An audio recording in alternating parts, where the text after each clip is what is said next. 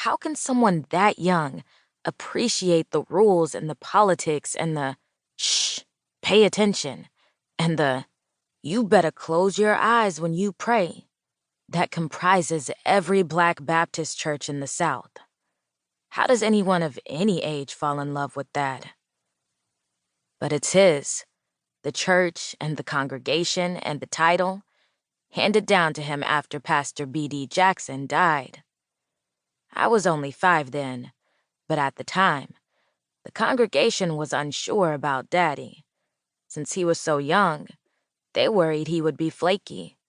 At least, that's what he tells me, because all I've ever seen is their adoration for him. They worship the ground Pastor T walks on, while I do everything I can just to keep my eyes open every Sunday. I love my daddy, but I hate church. The only good thing about coming to this place, sitting on the front pew beside my no-nonsense tyrant of a mother, is Dom. His drums are set up below the pulpit, so he's literally sitting in front of me at all times. He's the reason I can't ever keep my eyes on my Bible. As the congregation shouts back, "Yeah!" Dom joins in with a kick to his bass drum and a few taps on his cymbal. Then his eyes lift slowly to mine. Dominic Hudson is my daddy's protege.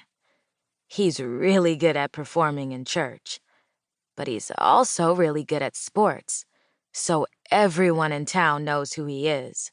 And despite the fact that he's more involved in church than me, the pastor's daughter, he doesn't have that unbreakable reputation of being a Christian kid. Probably because he's a lot different when we're not in church, and when adults aren't around to hear him cuss. Dom's my dream boy. He's gorgeous, popular, sweet, and really into me. When he holds my gaze, nothing else matters. My daddy's voice and the accompanying praise fade out. My heart lurches, beating faster than his kick drum. I'm so lucky to have him.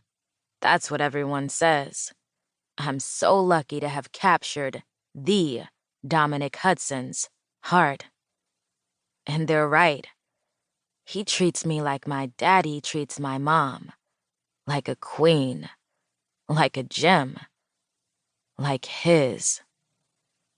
Dom smirks at me and nudges his head over to Deacon Hanson, whose eyes are closed and whose face is pointed up to the ceiling, as if he's wrapping himself in God's word. Dom rolls his eyes to the back of his head and moves his mouth up and down like a fish. He's so goofy, and he knows exactly how to make me laugh. But then, amidst my snickering, my mother snaps her fingers in front of my face.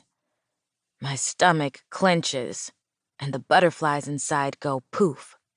Looking at her is like looking at Medusa.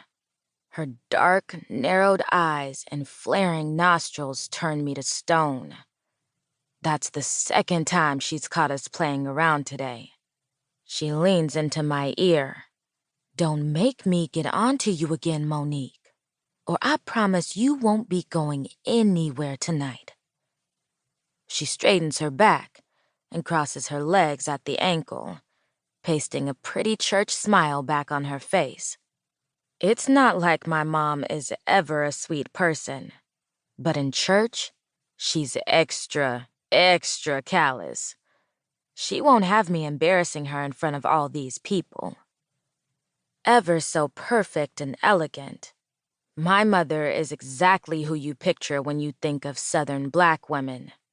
She carries herself like a queen, and in this tiny town with only about 10% Black people, we kind of are royalty.